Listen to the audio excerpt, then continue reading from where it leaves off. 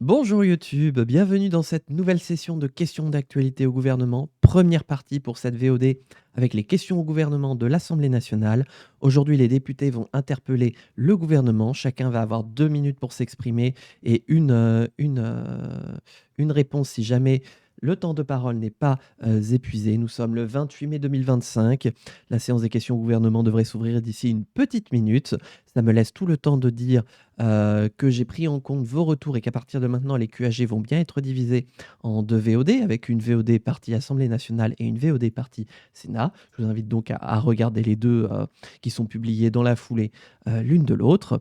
Et puis bien sûr, je vous invite, si le contenu vous plaît, à liker, à commenter, à vous abonner et à mettre la cloche. Voilà, c'est le meilleur moyen que ce format gagne en popularité et que plus de gens découvrent les questions d'actualité au gouvernement.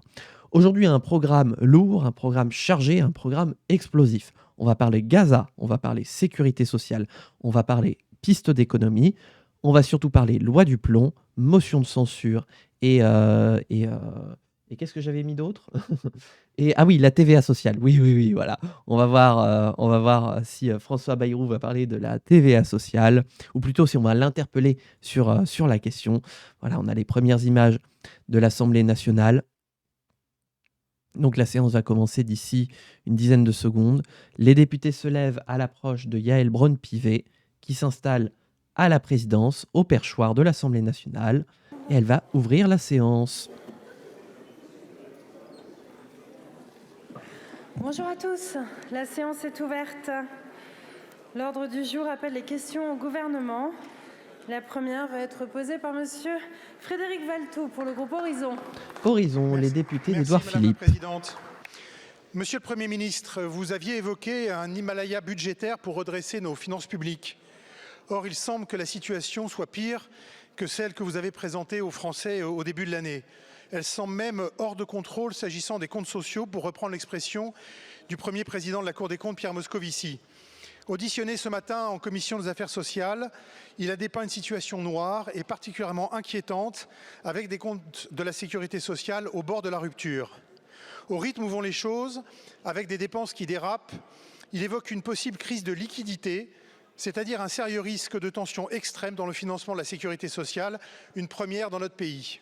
Concrètement, le déficit s'emballe. Il pourrait s'alourdir de 7 milliards d'euros en 2025 pour atteindre plus de 22 milliards d'euros, proche des niveaux constatés pendant le Covid, sauf qu'aujourd'hui, il n'y a pas de crise sanitaire. En février dernier, lors de l'adoption du PLFSS 2025, vous aviez pris, Monsieur le Premier ministre, 2 engagements très clairs pour faire face à la situation. Le premier était d'attaquer immédiatement, dès le mois de mars, la construction du PLFSS, mais aussi du projet de loi de finances pour 2026, et ce, en lien avec la représentation nationale. Le second, s'agissant des dépenses de santé, était de mettre en œuvre dès cette année une loi de programmation pluriannuelle qui permette de se doter dans la durée d'objectifs clairs de régulation des dépenses. Or, sur ces 2 chantiers, nous sommes le 1er juin et nous ne voyons rien venir. On n'est pas encore en Vous juin. avez pourtant appelé à plusieurs Un peu reprises de d'avance. vos vœux à un changement de méthode. Nous n'en voyons malheureusement pas la concrétisation. Quand allons-nous nous mettre au travail? Des réformes structurelles tant promises et nécessaires sont pourtant attendues. Elles sont d'autant plus nécessaires que rien ne serait pire qu'imposer une logique du rabot, c'est-à-dire d'économie pour les économies, sans s'attaquer aux réformes de structure. Aussi, je vous pose 2 questions. Quelle est la méthode et le calendrier de travail pour la préparation des budgets 2026 associant la représentation nationale? Et s'agissant plus spécifiquement de la sécurité sociale, quelles sont les pistes de réforme pour sécuriser la pérennité de notre modèle social? Merci. Bon, quel budget 2026? La question est assez claire. La parole est à Madame Amélie de Montchalin, ministre en charge des comptes. Et c'est Amélie de Montchalin qui va Merci, Madame la répondre. Présidente, Monsieur le député, effectivement, les comptes de la sécurité sociale s'apprêtent en 2025 à, si nous tenons le PLFSS, finir l'année en déficit de 22 milliards. Et je vous réponds ici avec évidemment ma collègue Catherine Vautrin. Nous avons, dès le mois de mars, lancé des travaux très sérieux pour que la semaine prochaine, mardi 3 juin, la commission des comptes de la sécurité sociale qui se réunira pour faire le bilan de l'année 2024 soit surtout un moment pour regarder quelles sont les mesures de redressement que nous devons prendre en nous appuyant non pas sur nos seules idées, sur des idées anecdotiques, mais sur le travail des 3 hauts conseils, celui qui évoque la famille et l'enfance, celui qui évoque le financement de notre protection sociale et celui qui évoque l'avenir de l'assurance maladie, pour que nous regardions l'avenir. Et l'avenir, il n'y a qu'une seule direction, monsieur le député, que nous remettions la sécurité sociale à l'équilibre. Car il y a une réalité. À la fin de l'année 2025, le déficit social accumulé sera de plus de 60 milliards d'euros. Cela ne peut pas continuer, car cela veut dire que chaque jour, nous dépendons de financements externes pour financer la sécurité sociale, qui est pourtant au cœur de notre pacte républicain. Ah, c'est Alors, en une... méthode, très concrètement, mardi prochain, il y a cette commission des comptes. C'est intéressant 15 comme jours commentaire. après, le comité d'alerte de l'ONDAM rendra son diagnostic sur l'année en cours, sur les mesures qu'il faut prendre. Et à la fin du mois de juin, nous réunirons le comité d'alerte avec l'ensemble des collectivités locales, des acteurs de la sécurité sociale, évidemment vous, les parlementaires, pour que, sous la conduite du Premier ministre, nous prenions toutes les décisions pour cette année. Pour l'année suivante, pour 2026, notre but n'est pas de nous arrêter à 2026, mais bien au fait que la sécurité sociale doit de nouveau être à l'équilibre au plus tard en 2029. Je vous remercie, Madame la Ministre. Très bien. La parole est à présent à Monsieur Davy Riemann pour le groupe GDR. Donc des pistes, mais on n'est pas encore. GDR, les communistes. Merci Madame la Présidente. Ma question s'adresse à Monsieur le Premier ministre François Bayrou. Il y a des déplacements ministériels qui réveillent plus qu'ils ne règlent. La semaine dernière, en plein mois de commémoration de l'abolition de l'esclavage, le ministre de la Justice s'est livré à une démonstration d'arrogance coloniale. Salut King Doris, bienvenue. Discours d'ordre et de responsabilité. On vient de commencer. Ah. Très bien, eh bien ça bug. Allez. Allez là. Pendant qu'on nous explique la République, un journaliste guyanais se fait insulter sur place publiquement par Gérald Darmanin sans que cela ne déclenche la moindre vague d'indignation nationale. Pas la une d'un journal, pas de plateau TV, comme si l'humiliation d'un journaliste ultramarin valait moins que celle d'un confrère hexagonal. Cette sortie malheureuse n'est pas un simple faux pas. Elle illustre plus profondément une errance continue des plus hautes autorités de l'État dans leur compréhension des Outre-mer et plus particulièrement de la Guyane. Une méconnaissance enracinée dans la culture administrative française où nos... Ah bah alors, mais c'est dingue hein. Allez là les QAG. Ah le direct qui plante. Mais en même temps, je crois que tout le site de l'Assemblée nationale est à la ramasse aujourd'hui. Parce que j'ai même pas le dérouleur. Sont encore trop souvent considérés comme des périphéries à encadrer plutôt que comme des partenaires à écouter. Or, ah oui non, ça galère. Ni un territoire expérimental, ni un laboratoire de politique sécuritaire. Ah ça galère. Hein. Attendez, je vais voir si je laisse comme ça. Une collectivité habitée par des citoyens qui demandent depuis des années à exercer pleinement leur droit à l'autodétermination. Nous demandons, depuis le gouvernement d'Édouard Philippe, l'ouverture d'un véritable dialogue pour une autonomie la plus large possible de la Guyane avec inscription dans la Constitution. On nous a opposé un calendrier vite phagocyté par un accord cadre jamais validé. Pendant ce temps, ce sont nos ressources qui nous échappent. Nous ne réclamons pas un privilège. Nous exigeons le droit de décider nous-mêmes de notre développement, d'avoir accès à nos ressources, de déterminer nos priorités. Ma question est simple. Quand serons-nous reçus au plus haut niveau de l'État pour enfin relancer ce processus ? Très bien. Alors, quid de la Guyane? La parole est à Manuel Valls, ministre en charge des Outre-mer. Forcément. Madame la Présidente, Mesdames et Messieurs les députés, Monsieur le Président Davy Riemann, nous connaissons et je connais vos travaux relatifs à l'avenir institutionnel des Outre-mer et je connais évidemment et surtout votre engagement en faveur de la Guyane et aussi de ses évolutions institutionnelles. Vous l'avez rappelé, sous la présidence de Gabriel Serville, le Congrès des élus de Guyane a adopté plusieurs résolutions en faveur d'un projet d'évolution statutaire. La dernière de ces résolutions du printemps 2024 a eu pour objet la représentation des peuples autochtones de Guyane. Il appartient donc au gouvernement, et croyez quid que de la Guyane du Premier ministre, d'y répondre, et je mesure bien sûr l'attente des élus. Je veux y répondre, nous voulons y répondre avec transparence et méthode. Et j'entends mettre en place un dialogue selon des modalités concertées, respectueuses des élus, mais respectueuses aussi de l'histoire et de la culture de la Guyane. Il ne m'appartient pas d'engager d'emblée des discussions d'une révision constitutionnelle. En revanche, les élus de Guyane auront toute mon écoute en vue d'approfondir toutes les options avancées et sans tabou.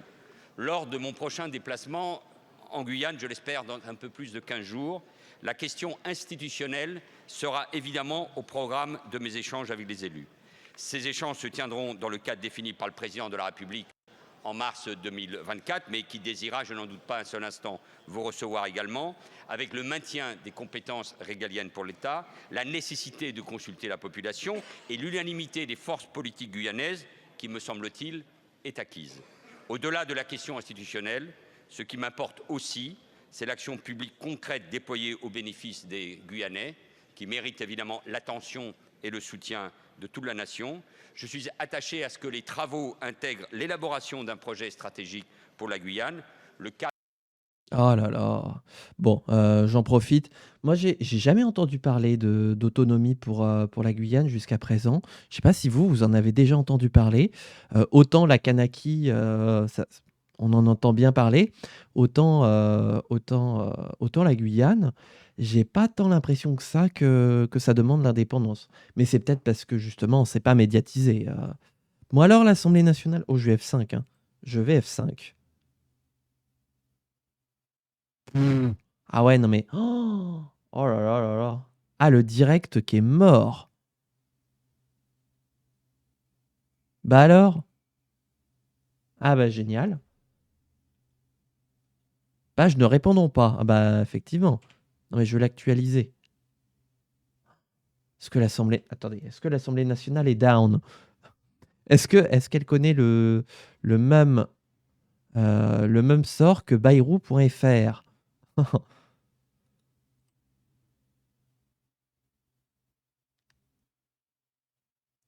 J'ai plus de direct. Bah, YouTube, je vais faire une pause dans la VOD, hein, le temps de revenir sur le concret. Et puis sinon, bah voilà, on fera une VOD mais spéciale Assemblée nationale plus Sénat, quoi. Voilà, à tout de suite. Tous ces sujets, Ça y est, YouTube, c'est réparé. ça Oh, ne paraît pas à la hauteur des défis dont on est en train de on est parler. sur une Alors, je question, peux vous rassurer on ne sur sait les pas laquelle, chiffres on vient de la Cour d'arriver. des comptes, hein, les rapports de la Cour des comptes, ils font état de constats qui sont déjà largement partagés et ils font des propositions dont la mise en œuvre est d'ores C'est et une déjà question du RN. largement engagée.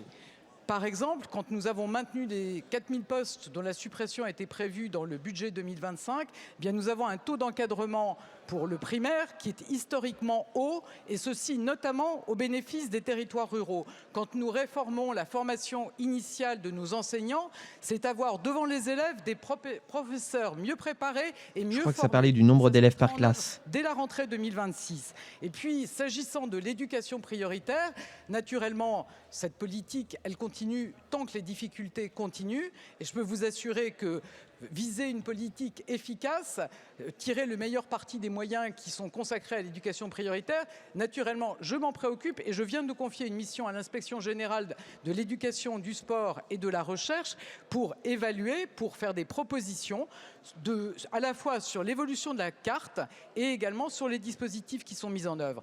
Enfin, s'agissant des enjeux de lutte contre l'islamisme radical, là aussi, vous savez qu'on est pleinement mobilisé. Vous n'avez sans doute pas voté la loi confortant les principes de la République de 2021, qui a notamment, dans la continuité de la loi Gatel de 2018, conduit à renforcer les contrôles sur les établissements hors contrat. Et dans le cadre du plan que j'ai annoncé mi-mars, il est également prévu de passer de moins de 10 contrôles par an dans les établissements privés sous contrat à 1000 cette année. 500 sont d'ores et déjà en cours ou réalisés. Donc vous voyez, nous nous préoccupons à la fois d'élever le niveau de nos élèves, d'assurer évidemment le respect des valeurs républicaines. Je crois qu'il y a un problème avec le lecteur quand il n'est pas en plein écran. J'ai l'impression, hein. Putain, ça galère, hein. Mais c'est con qu'il n'y ait pas moyen d'enlever le dérouleur, là. Je voudrais un presque plein écran, moi. Ah là là là là. Ah, elle est compliquée, cette VOD, hein. N'hésitez pas à me donner du soutien, YouTube. Ah, ça veut pas, hein. Dans nos établissements comme dans les établissements privés hors et sous contrat. Merci, on est parfaitement Madame la mobilisés, monsieur le député. Merci Madame la Ministre, c'est bon. La parole est à Madame Nicole Dubré-Chirat pour le groupe EPR. EPR, les macronistes. Merci Madame la Présidente. Ma question s'adresse à Yannick Neuder, ministre de la Santé et de l'Accès aux soins. Monsieur le ministre, la santé mentale a été désignée grande cause nationale en 2025 par Michel Barnier, puis par François Bayrou, signe de la volonté gouvernementale de traiter cette question sanitaire de premier plan. Nous sommes aujourd'hui confrontés à un véritable enjeu de santé publique auquel il est urgent d'apporter des réponses fortes. Chaque année en France, 13 millions de personnes sont concernées par un trouble psychique, soit un Français sur 5. De plus, il s'agit du premier poste de dépense de la sécurité sociale. Avec ma collègue Sandrine Rousseau, que j'associe à cette question, nous vous avons remis un rapport sur la prise en charge des urgences psychiatriques qui faisait suite à de nombreux déplacements et auditions et qui a permis d'établir un diagnostic fidèle et complet de la situation. Celui-ci a été largement approuvé par les soignants du secteur psychiatrique. Il faisait état de 21 recommandations et a été suivi d'un courrier au Premier ministre et d'une proposition de résolution. Depuis, la situation s'est encore aggravée et dégradée, comme à Nantes le 24 avril dernier, autant pour les jeunes que pour les soignants. Si la santé mentale de notre jeunesse doit être priorisée, de même que celle des femmes, après 5 mois, peu d'actions ont été annoncées, hormis lors des assises de la santé scolaire par Elisabeth Borne, avec un protocole de santé mentale dans tous les établissements, et par Gabriel Attal, avec sa proposition que chaque enfant, avant 18 ans, ait vu 2 fois un professionnel de santé. Un plan d'action pluriannuel est nécessaire et attendu pour la santé mentale et la psychiatrie qui est en première ligne pour accompagner les patients en souffrance. Monsieur le ministre, pourriez-vous nous dire quelles actions vous comptez annoncer et mettre en œuvre pour les 7 mois restants de cette année de grande cause nationale? Je vous remercie. Alors, qu'est-ce qu'on fait pour la santé beaucoup, mentale? Madame la députée, la parole est à monsieur Yannick Neuder, ministre en charge de la santé et de l'accès aux soins. Merci Madame la Présidente, Madame la députée de Bréchira, Mesdames et Messieurs les députés. Effectivement, depuis 153 jours que je suis à la tête de ce ministère, la santé Il compte les jours. Il prend son carnet, de mes priorités. J'ai survécu. Et je crois que il faut partager ce principe que je pense que les annonces c'est bien, mais un vrai plan d'action structuré avec l'ensemble des acteurs, c'est mieux. Ça me permet de rendre hommage au travail que vous avez fait avec la députée Sandrine Rousseau et vous-même sur le rapport que vous aviez rendu. J'avais dit que ce rapport, alors que j'étais à la commission des affaires sociales, devait donner lieu à traduction dans la loi de mesures concrètes. C'est ce qui va être fait, Madame la députée, le 11 juin prochain, puisque nous allons avoir effectivement une séquence avec un événement important et un comité de stratégie santé mentale qui va permettre de décliner un certain nombre de mesures. Un certain nombre, vous l'avez dit, sont déjà déclinées, notamment dans le plan santé scolaire que nous avons décliné avec Elisabeth Borne, ministre d'État, ministre de l'Éducation. Il y en aura d'autres lors du comité interministériel avec le Premier ministre qui aura lieu à Montpellier et notamment sur les quartiers prioritaires de la ville. Il y en aura avec la ministre des Sports dans le cadre du grand plan sport et santé et nous aurons l'ensemble des mesures. Un grand nombre des mesures que vous avez faites avec la députée Sandrine Rousseau pourront être mises en place par un versant réglementaire, mais pour un certain nombre d'entre elles, elles auront besoin d'un vecteur législatif. J'espère que nous saurons le trouver ensemble, puisque effectivement la situation est particulièrement urgente. Il faut déstigmatiser, il faut surtout dépister, et je remercie aussi la députée Chantal Jourdan d'avoir mis en action les mesures de secourisme pour pouvoir détecter et pour pouvoir sauver notre jeunesse. Donc Merci des actions beaucoup, vont venir monsieur le prochainement. ministre. La parole est à présent à monsieur Sébastien Delogu pour le groupe La France Insoumise. La France Insoumise, les députés de Jean-Luc Mélenchon. Merci Madame la Présidente. Il y a un an, jour pour jour, je brandissais le drapeau palestinien dans cet hémicycle. Comme tant d'autres Français, j'ai été sanctionné, intimidé, menacé et même moqué. Je vous ai vu vous moquer car je trébuchais sur des mots, mais moi au moins, mes valeurs n'ont pas titubé. Ah, vous qui êtes si instruits, si intelligents, cette belle société si parfaite, si mesurée, qu'avez-vous fait face à l'horreur à part tenter de faire taire celles et ceux qui dénonçaient le génocide?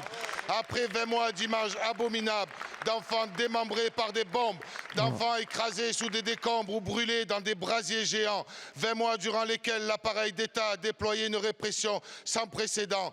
Nous pensons à celles et ceux qui ont bravé la censure pour continuer à faire vivre les principes de notre République. Comme cette enseignante suspendue pour une simple minute de silence en hommage aux enfants morts en Palestine.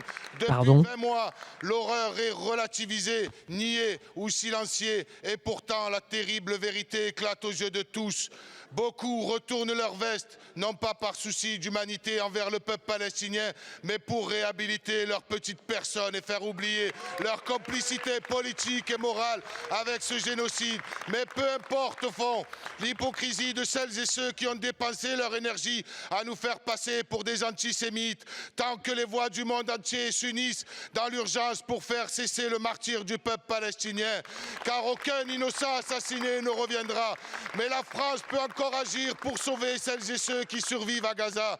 Alors, monsieur le Premier ministre, ne nous refaites pas vos discours vides qui plaisent tant à celles et ceux qui préfèrent les belles paroles aux actes justes. Qu'attendez-vous pour suspendre l'accord d'association avec Israël, décréter un embargo sur les armes et surtout reconnaissez enfin l'État de Palestine?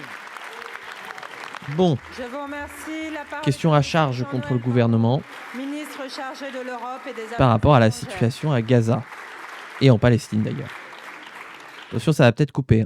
Putain, j'en étais sûr. Oh là là, mais pourquoi ça veut pas charger là?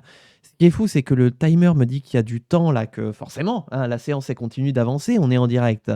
Et que mon ordi ne veut pas télécharger le flux vidéo. Oh là là, ça va revenir, hein, ça va revenir, c'est le direct, ce sont des choses qui arrivent.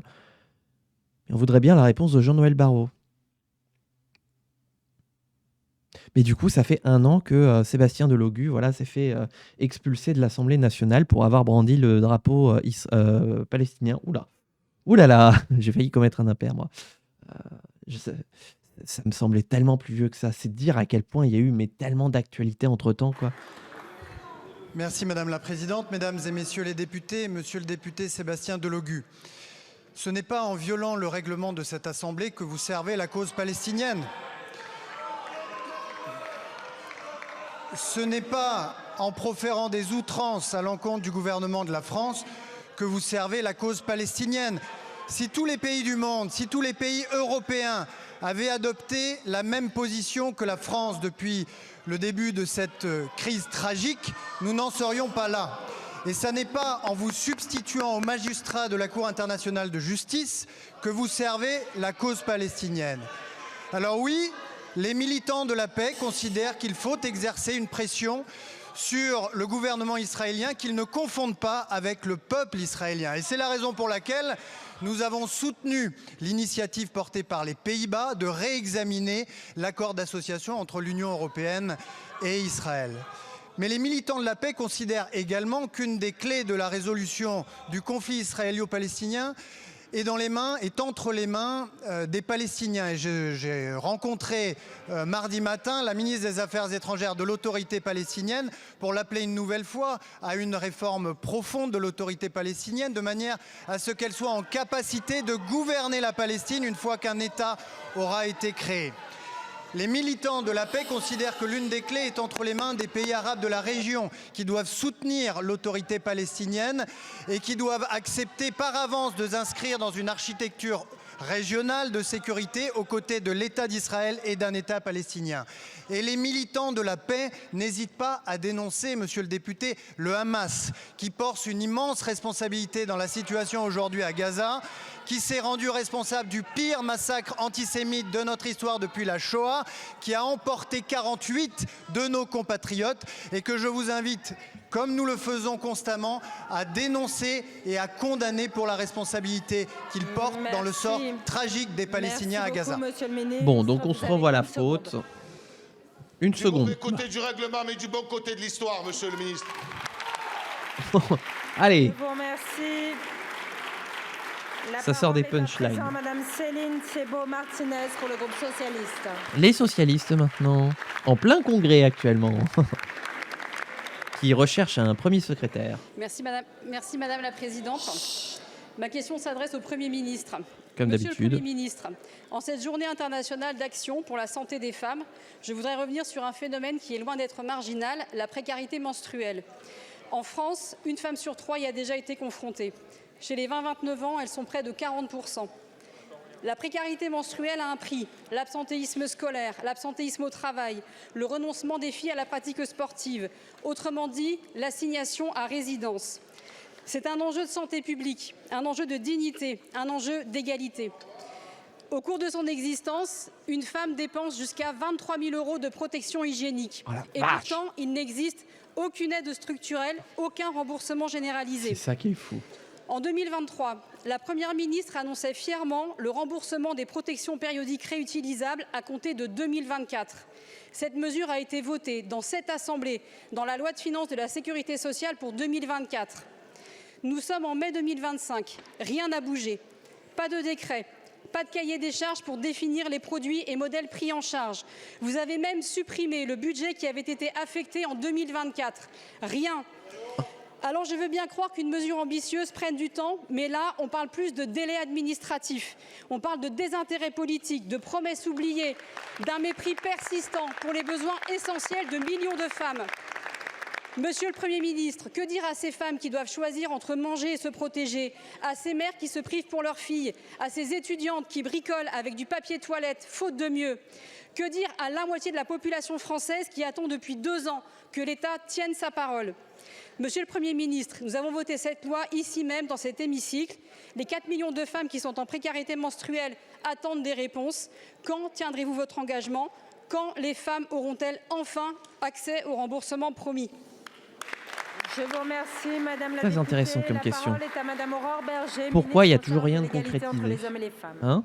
Allez, Aurore. Merci Madame la Présidente, Mesdames et Explique-nous. Messieurs les députés, Madame la députée Thibault Martinez, merci pour cette question parce qu'elle met en lumière un sujet qui a été trop longtemps tu dans notre pays et trop longtemps tabou, parce que parler des règles dans l'Assemblée nationale paraissait complètement décalé, alors que ça n'est pas décalé, c'est tout simplement la réalité que vivent toutes les femmes sur une longue partie de leur vie, et donc une nécessité de briser ces tabous qui, loin des ricanements, sont une réalité concrète, avec en fait un enjeu majeur sur la question de la précarité menstruelle dont vous avez parlé, qui est une atteinte en fait à la dignité. Parce que quand on n'est pas protégé, on ne peut pas sortir. Quand on n'est pas protégé, on ne peut pas étudier dans de bonnes conditions, on ne peut pas travailler dans de bonnes conditions, on ne peut pas avoir une vie sociale dans de bonnes conditions.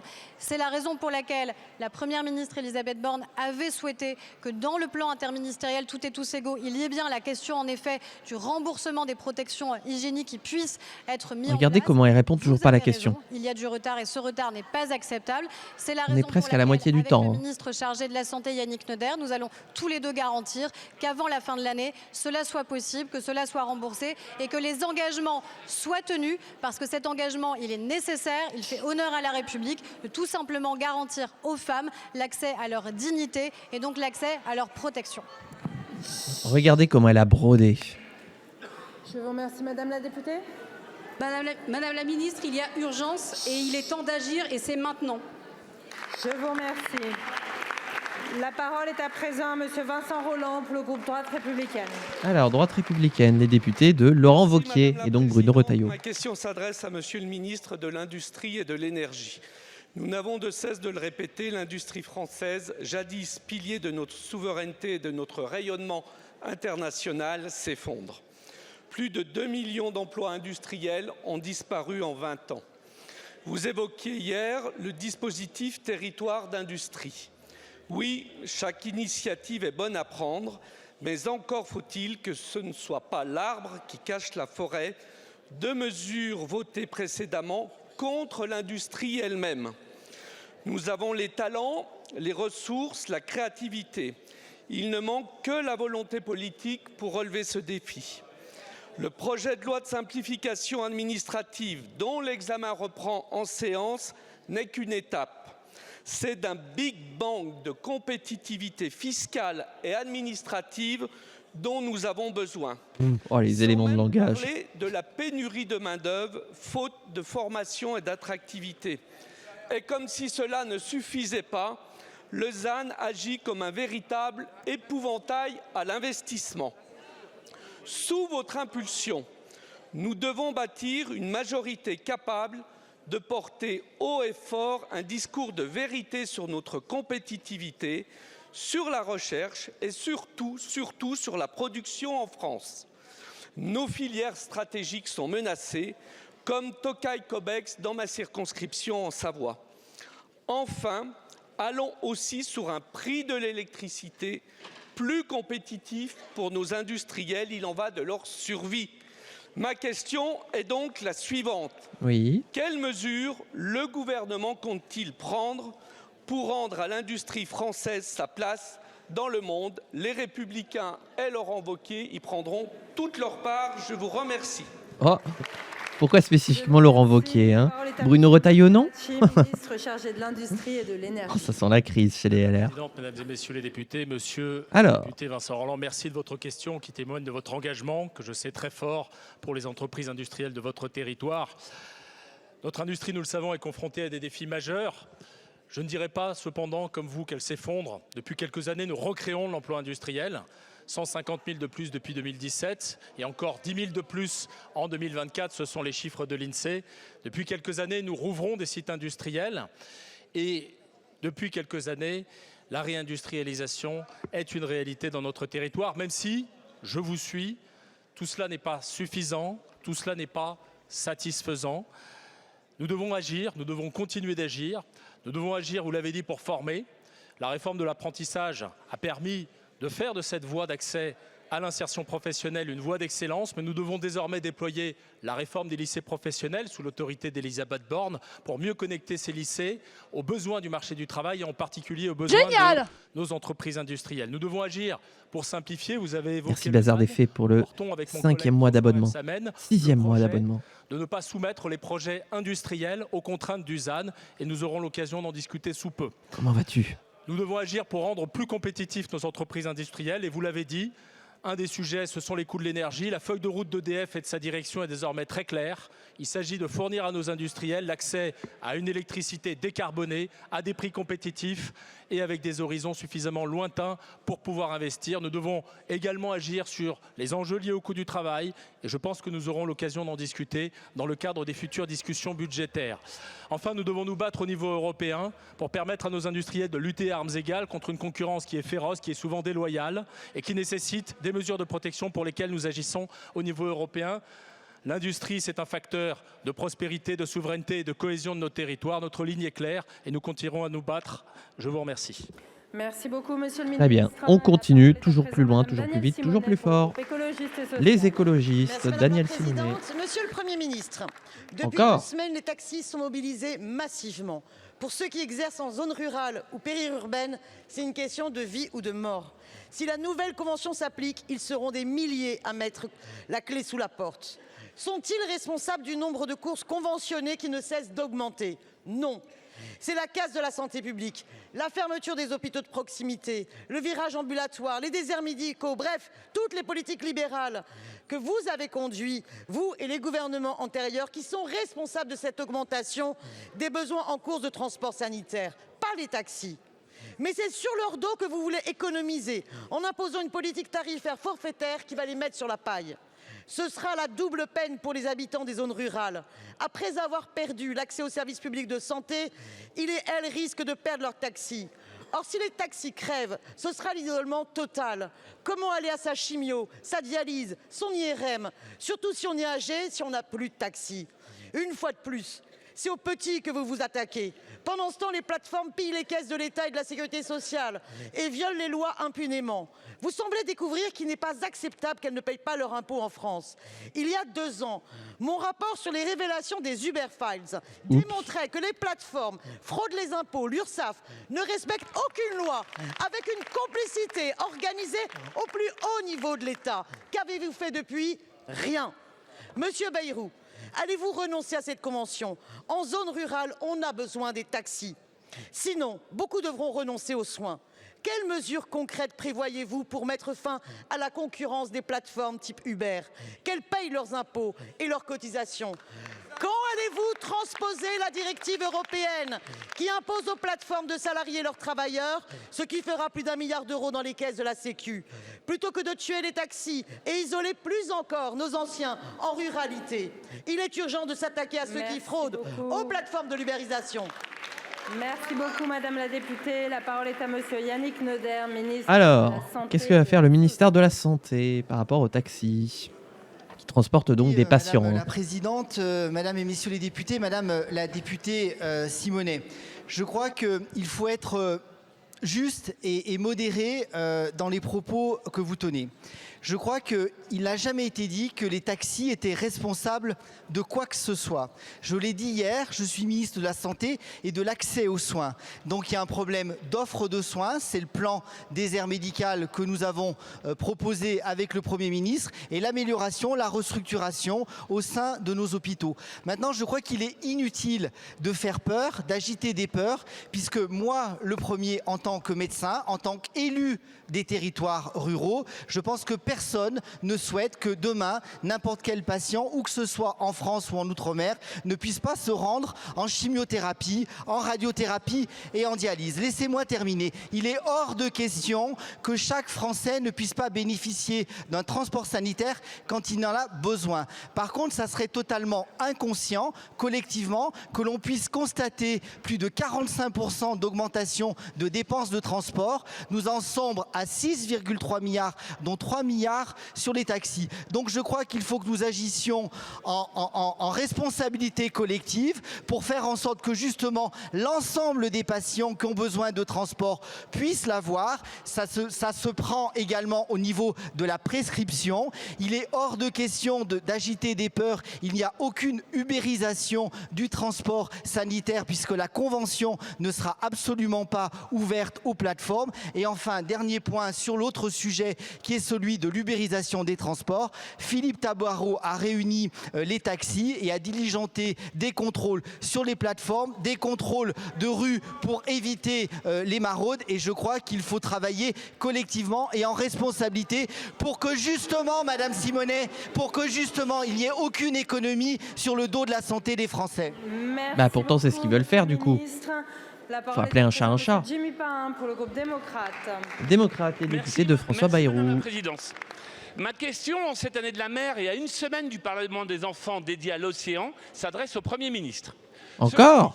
Lors du comité interministériel de la mer, le gouvernement a fait des annonces importantes sur la préservation de la biodiversité, la lutte contre la pêche illégale, la préservation du littoral, la qualité des eaux côtières, la décarbonation du transport maritime ou les énergies marines renouvelables.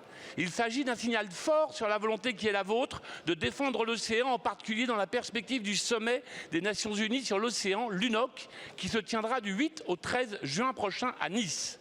Nous sommes en effet à quelques jours de l'ouverture d'un événement crucial pour l'avenir de l'océan, l'occasion de pousser la communauté internationale à engager des actions urgentes pour sa conservation et son utilisation durable.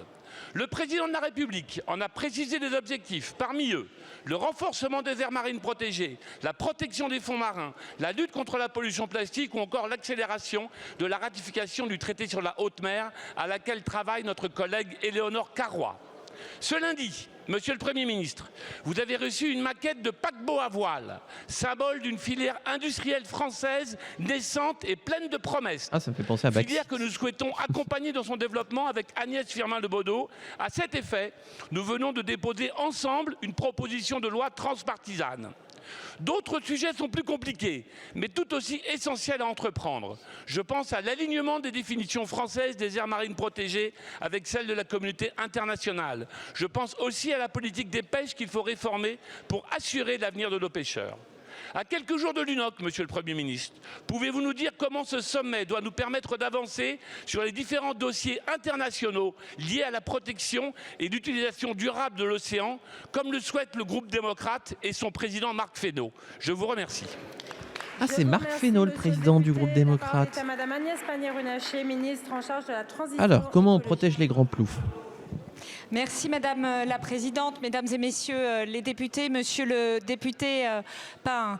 Merci de mettre la lumière sur ce moment très important pour notre diplomatie internationale, mais également pour nos élus du littoral, pour nos pêcheurs, pour tous ceux qui veulent défendre la biodiversité marine et plus largement pour les Françaises et les Français. Car du 9 au 13 juin, nous accueillerons plus de 60 chefs d'État pour relever le niveau de protection des océans. Les océans, vous le savez, ils sont essentiels à la production de notre oxygène, essentiels pour nourrir les humains. Ils nourrissent près d'1 milliard d'humains. Ils sont essentiels aussi pour la régulation du climat au moment où le dérèglement climatique a l'impact que vous connaissez. C'est également un espace de puissance et parfois de conflit et un espace sur lequel l'activité économique transporte 80% des marchandises. Et c'est pour cela que la France sera au rendez-vous. Rendez-vous d'abord dans son rôle diplomatique, en obtenant de la part de ces pays des engagements complémentaires en matière d'aires marines protégées, mais également de lutte contre la pêche illégale, de décarbonation du transport maritime, de lutte contre la pollution plastique et de lutte contre l'érosion côtière. Mais nous serons aussi au rendez-vous européen en portant aux côtés d'Ursula von der Leyen ce pacte européen pour les océans dont nous avons, je crois, assez largement nourri les chapitres et vous le verrez le 9 juin lorsqu'il sera présenté par la présidente elle-même. Et enfin, au niveau français, parce qu'avec le deuxième domaine maritime français, nous devons être responsables et c'est pour ça que le président de la République portera des annonces fortes pour rehausser le niveau de protection de nos aires marines protégées. Évidemment, des annonces qui auront été conduites en concertation avec le monde scientifique, les pêcheurs et les organisations gouvernementales. Je vous remercie. Des annonces fortes, j'ai un doute. Et pour terminer, la parole est à Monsieur David Topiac pour le groupe Lyot. Liberté, indépendant, Outre-mer et Territoire. Merci Madame la Présidente. Ma question s'adresse à Monsieur Yannick Neuder, ministre de la Santé et de l'Accès aux soins. La santé mentale serait la grande cause nationale de 2025, nous dit-on. À Paris, les slogans sonnent bien, pourtant la réalité sur nos territoires est tout autre. Elle désespère chaque jour davantage nos concitoyens. La situation du centre hospitalier spécialisé du Gers n'est certes pas unique, tant l'effondrement de la psychiatrie est partout sur le territoire. Mais pour les Gersois, elle est dramatique, alors que les besoins en soins psychiatriques explosent, en particulier pour notre jeunesse. Malgré les annonces faites à l'automne dernier par l'Agence régionale de santé et les engagements pris en matière de recrutement médical, au plus tard début 2025, la dégradation est exponentielle. L'établissement a un déficit de personnel médical et administratif. Il manque actuellement 7,5 postes de psychiatres, ce qui va mener la fermeture de 10 lits en admission pour l'été. Les délais d'attente en pédopsychiatrie dépassent 8 mois et des situations humaines dramatiques. On constate des refus d'admission, faute de personnel, ce qui affecte les parcours de soins et désorganise les structures d'aval. Les urgences psychiatriques situées à l'hôpital général ne fonctionnent pas non plus de manière régulière et satisfaisante. La situation de l'accès aux soins du département atteint son seuil critique, d'autant que je tiens à le rappeler par ailleurs, les urgences du centre hospitalier d'Auch sont en mode dégradé depuis des années. En alternant les périodes de fermeture, elles ne laissent que nos sapeurs-pompiers volontaires en première ligne. Pourquoi les moyens annoncés tardent-ils à se concrétiser? Tout n'est pas qu'un problème de numerus clausus, Monsieur le Ministre. Où sont les pistes promises à moyen terme pour donner l'attractivité à cet établissement? Monsieur le Ministre, les Gersois comme l'ensemble des Français sont là des promesses politiques non tenues. Ils demandent des réponses concrètes et urgentes.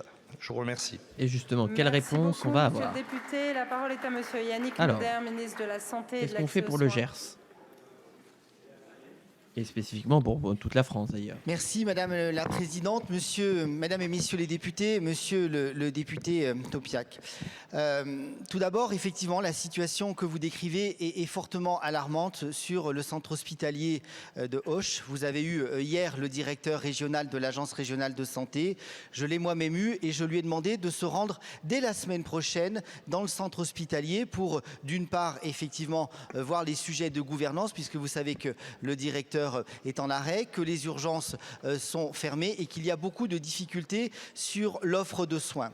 Par ailleurs, effectivement, je vous le confirme, tout n'est pas que problématique de numerus clausus, de numerus apartus, peu importe, mais le sujet est bien le manque de soignants. Donc si nous voulons demain réarmer cet hôpital comme partout ailleurs, rouvrir des lits, eh bien il nous faut des soignants. Donc c'est le sens de l'engagement que nous avons mis, plus de 215 millions dans le budget de loi, qui n'est pas le projet de loi de finances 2025, en lien avec les régions pour pouvoir former plus de professionnels paramédicaux. Et je ne reviens pas sur les nombreux plans de formation pour former plus de médecins. Au niveau de la filière de psychiatrie, nous avons un double enjeu puisqu'il nous faut la rendre attractive. Nous avons à peu près 20% de nos 950 IPA, infirmières en pratique avancée, qui se destinent à la psychiatrie, et je souhaite que nous allions plus loin pour que nous puissions former plus d'infirmières en psychiatrie qui sont des pratiques avancées. C'est aussi l'esprit du rapport de Bréchira-Rousseau de pouvoir mettre aussi des professionnels de pratiques avancées en psychiatrie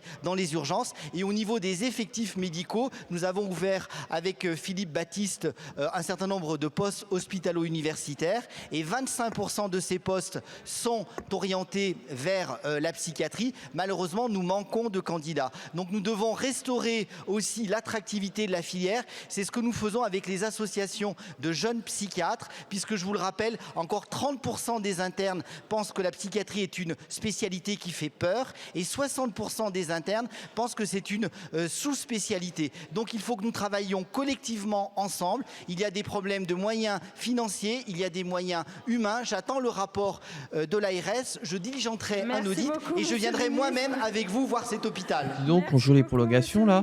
La séance des questions au gouvernement est terminée, la séance est suspendue. Allez, c'est la fin de cette séance de questions d'actualité au gouvernement côté Assemblée nationale. On va rejoindre le Sénat d'ici une dizaine de minutes, le temps pour François Bayrou et son équipe de ministres de marcher jusqu'au palais du Luxembourg. Bon, je suis déçu, on n'a pas parlé de TVA sociale. Par contre, et là, il faut absolument que je vous relaye la nouvelle. Allez, YouTube, je vous partage cette nouvelle qu'on vient de me transmettre pendant le direct. On vient d'apprendre que Annick Petrus, sénatrice Les Républicains de Saint-Martin, a été contrôlée par la douane le 4 mai avec 110 cartouches de cigarettes non déclarées. Elle a dû régler une amende de 4 900 € et s'est vue confisquer ses 14 250 € de marchandises, 22 kilos de tabac de contrebande. On va rejoindre le Sénat, on va peut-être en parler justement, mais j'ai envie de dire, ce sera dans la prochaine partie de cette VOD. Je m'arrête là, YouTube, pour cette VOD. La suite de la VOD va sortir d'ici quelques instants, donc accroche-toi bien, n'hésite pas à me dire ce que tu en as pensé. Que voilà, ça patine, hein. Le site de l'Assemblée nationale, il patine, hein, sur le direct. On n'a jamais de problème avec le Sénat. Par contre, l'Assemblée nationale, c'est compliqué. On espère qu'ils vont se ressaisir, hein, qu'ils vont consolider leurs appuis d'ici aux prochaines fois. Voilà, ce serait pas plus mal. Mais en attendant, on se retrouve bientôt pour de prochaines aventures. Allez, des bisous YouTube.